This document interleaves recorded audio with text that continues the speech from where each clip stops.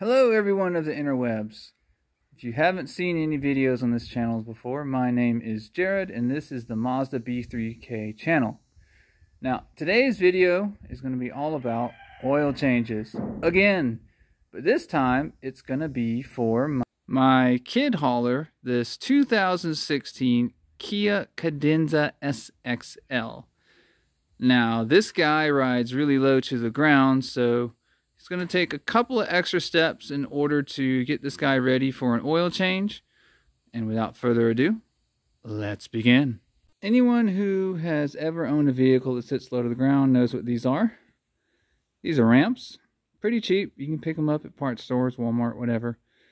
But we're going to need these at least for the initial phases of our oil change, because I'm 95% certain that my Cadenza has some kind of a belly plate we got to take off.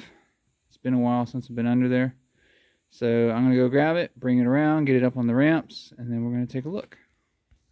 So when we look under the hood here, we see we don't even have to pull the beauty cover because our oil fill is here, our dipstick is here. But what's more interesting is when we look under the vehicle. Alright, I'm going to spin you guys around, so get ready. Here we go. And alright, are we zoomed out? Yes. So as you can see, there's a big, I guess it's a skid plate to protect the vehicle because it does ride so low, and it definitely is needed. See that right there? But it turns out that the oil sump is chilling out right over there. A little bit dark. There we go. Now you can see it. So the oil sump's right there, so we don't actually need to remove any of these plates, these protective skid plates, in order to get at anything. So I'm going to go ahead and get my pan in position. And this is going to be kind of a, this is not ideal. In a perfect world, you would have the vehicle level, so you get all the old oil out of the sump. This is not a perfect world. I got ramps, that's what I have to work with. So what's going to happen is a little bit of oil might still hang out in the sump somewhere. But we'll work with it. So we're going to go ahead and I'm going to get the pan in position, and I'm going to figure out what size that drain bolt is. I think it's a 16. I got to verify. And we'll go ahead and get draining. Okay, so I have broken loose the drain bolt. It is a 17 millimeter. For those playing along at home, you've got the pan in position, caps off, bleeders open. So we're ready to go. Let's see. Yeah, it's coming out my hand. It's not as crusty as my truck. Alright, and here we go. Nice. Alright, so we're going to let that... As we're draining here, I want to note the oil is black, but it looks good. And I don't smell any gas, so... That's an issue when you have a direct injected engine, which this is. You can get fuel dilution, which causes bad news bears. This smells pretty good. It looks pretty good. It was just due for a change. So I'm going to let this drain out, and then I'll cap it, and then we're going to go top side because the filter's in kind of a unique location on this vehicle, and we'll go into that next. Okay, told a little lie earlier. To get to the oil filter, we do need to pop the beauty cover. Let's go ahead and do that. Has 4 kind of pop-in points, basically 1 on each corner. Let's pick it up, get her out of the way. And then, ta-da! There she is. The oil filter is just a paper medium. It's encased in this canister. So that is a, I want to say it's a 24 millimeter. Let me go scrounge that up. We're going to pop it out. We'll go ahead and swap out the filter. It took way too long, but it turns out I believe that is a 26 millimeter, which I do not have. But I do have this 27, which will work.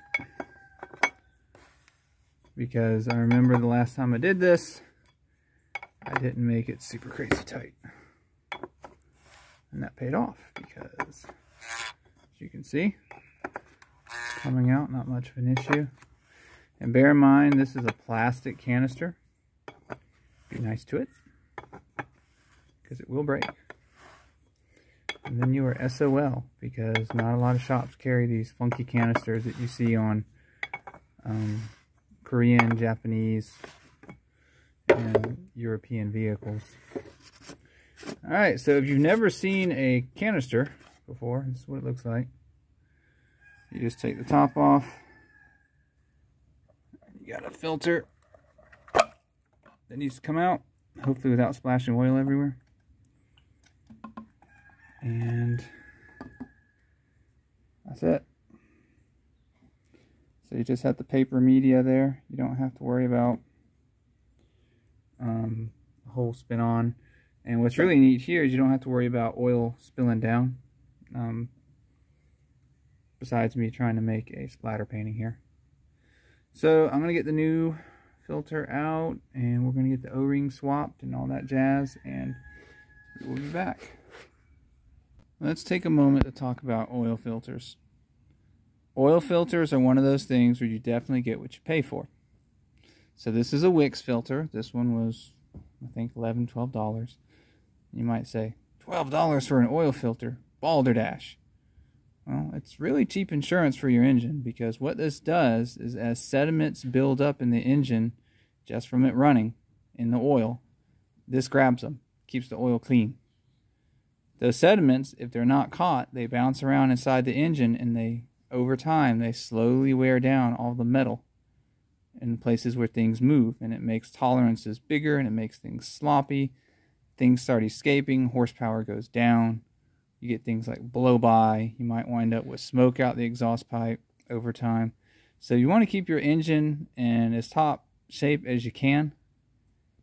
Filters, people.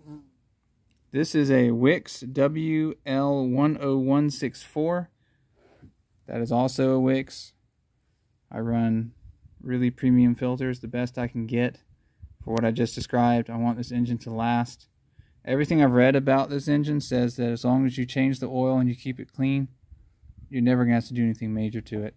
If you don't do your oil correctly, though, you'll have to adjust the lash on the valves, which, that's old school, but most folks don't know how to do that at their house. Anyway, when you go to Walmart or you go to the Quickie Lube and they say they can do a $20 oil change, be very skeptical. It either means they're using really cheap oil and cheap filter, or they're going to use decent stuff, but they're going to try really hard to upsell you on anything else that they offer to make up the money they're losing by offering the $20 oil change. So keep that in mind. Rant over. So let's go ahead and get this out. And let's see what goodies it came with. Come on, open up. Ooh, shiny. Oh, look at that. We get a brand new O-ring, and we get a crush washer for the oil drain bowl. Now, the crush washer I have is good, so I don't need this. But it's really, really nice to see them doing that, because oftentimes your crush washer gives out and you get that really slow seep coming out of the bolt, and then you sit there and you crank it gorilla tight, and then thread snaps, or it still leaks and you get frustrated, or you can't find the right size of copper or aluminum or whatever. So it's nice that they A, know that it's aluminum, and B, they provide the right size. So if you need to use this, go ahead and use it. If not, you can leave it be. We're going to need to transfer this O-ring, because I do change it out every time. And now that I think about it, there's a tool I need to grab in order to do that. So I'll be right back once I have it. And then we'll continue with swapping the filters. Alright, we have the tool. Pick. That lets us easily get under the O-ring, pop it up, pull it out. First thing we'll do, though, what I like to do is I'll take the box from the new filter, and the old filter goes where the new is. If I can get it out, like so. just so we have somewhere to put it. It's not leaking oil anymore. All that good stuff. Alright, so we got a little bit of oil here. We'll go ahead and just go. You know what? I'm going to put it in my other pan just because I don't feel like crawling under the car. Feeling a little lazy. So there. I have 2 4-gallon drains. So I do all my own oil, transmission drain and fills, coolant, all that good stuff. I'm a glutton for punishment. It's like a Stockholm syndrome thing. Just love rolling around in the dirt doing these things.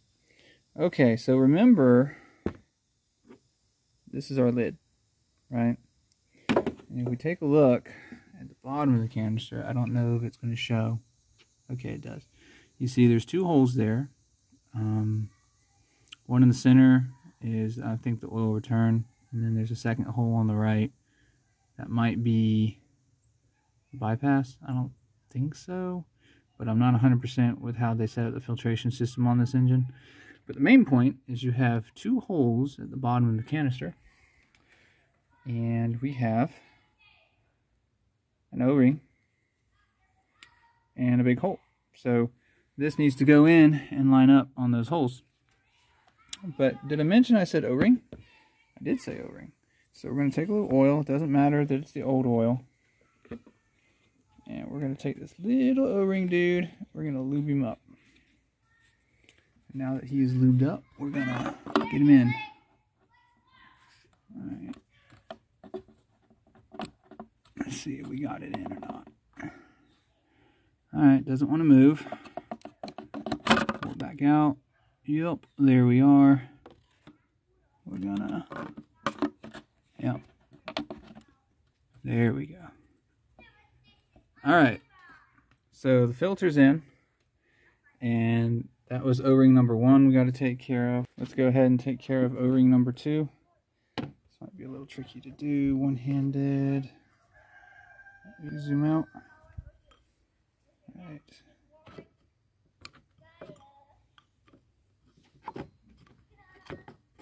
There we go. I have hooked it. Okay, no, we're going to need 2 hands. But you see the general method there. You get the pick under the O-ring and just start working your way around. Pull it up, get it past the threads, and then it'll come right off. And once you do that, you have a reverse procedure. You can just roll the new O-ring on. But just like all of our other O-rings, get a little oil. It can be old, it can be new. And we need to oil up that O-ring before we drop it in position. Continuing the theme of the other video I've done today, which they're going to drop at the same time, so maybe you watched it, maybe not. The flavor, the dinosaur flavor of the day is Mobil 1 High Mileage 10W30. I'm using this across all my vehicles. It's a very good oil. Truth be told, you can use a cheaper oil and get away with it as long as you have very strict and a little bit shorter oil change intervals. I prefer about a 7,500 mile interval, so I go with higher quality oils like Pennzoil Platinum or Mobil 1 High Mileage. This vehicle is approaching 70,000, so it's good enough. Truck's using it. My wife's van over there is using it. It's cleared 100,000. So I'm unifying all vehicles under this one oil weight. The brand doesn't really matter, but that's just what I was able to grab at the local Walmart. So we're going behind this weight. I can get away with a 10W30. I'm here in the south. I'm in Florida. It doesn't get cold enough to really have to worry about that. So what I'm going to do to lube up our new O-ring here is we're just going to squish her a bit. And we're going to put her in for a dunking. Don't let it go, because you'll be very sad. We'll give it a dunk. And then we just move the oil around on our fingers. Get the awkwardness. I'm doing this one-handed. Alright.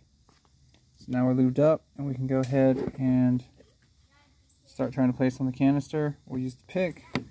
Bring you back when I'm done. Alright, so we got the O-ring in place. Notice, well, it is supposed to be sitting down against this lip. You don't want it up on any of the threads. You're going to have a bad time.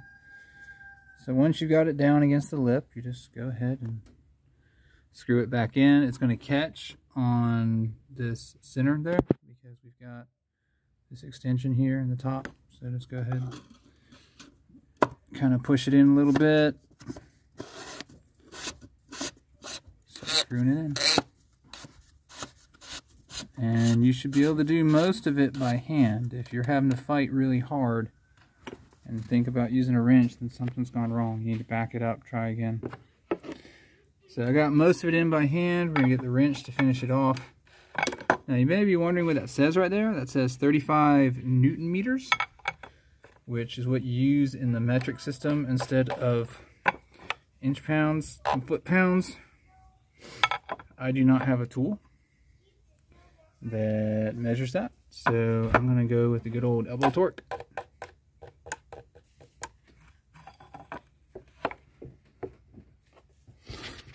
And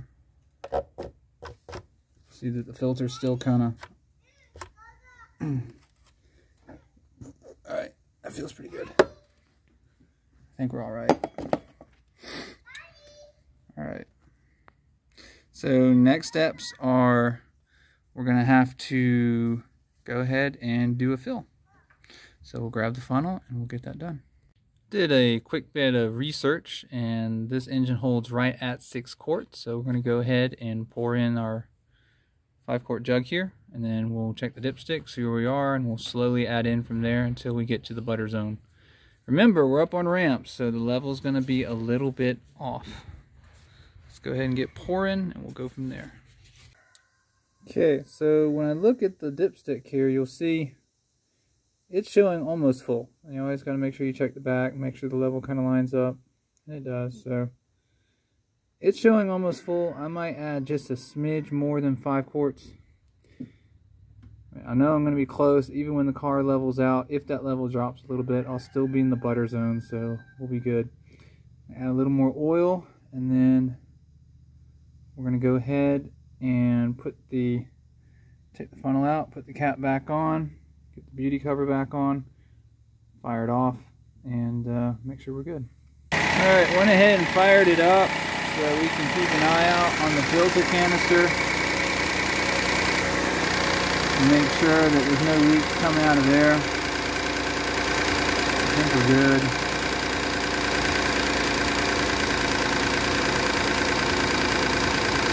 So we're going to take the bottom side, take a look down there, see if we have any leaks or drips, anything like that.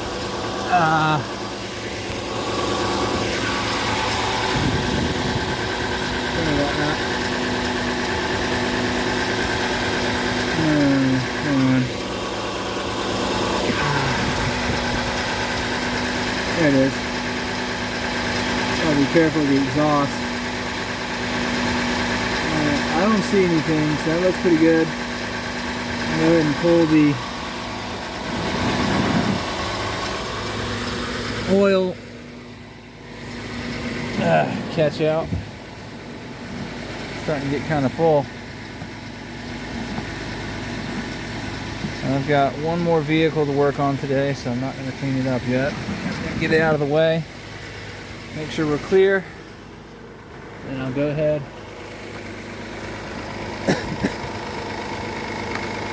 I'm going to get that beauty cover back on in a minute. Let's get this cover back on. Cover's not tricky. Just line it up off the holes for the oil fill and the dipstick, and it should just kind of drop right in.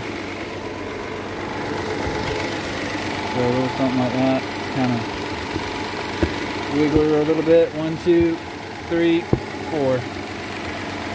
Alright, beauty cover installed. We'll back it up, see what it does. Took a look at the oil after I got things level and let the engine run for a bit, and it is in the butter zone. Don't really need to put any more in. This vehicle does not leak oil, so I'm good to go. So that's going to be it from me in this video. If you like what you see here, what I'm doing, like, share, subscribe. I do appreciate anything that you can do. And maybe eventually I can get some money together and get a better camera. But until then, later.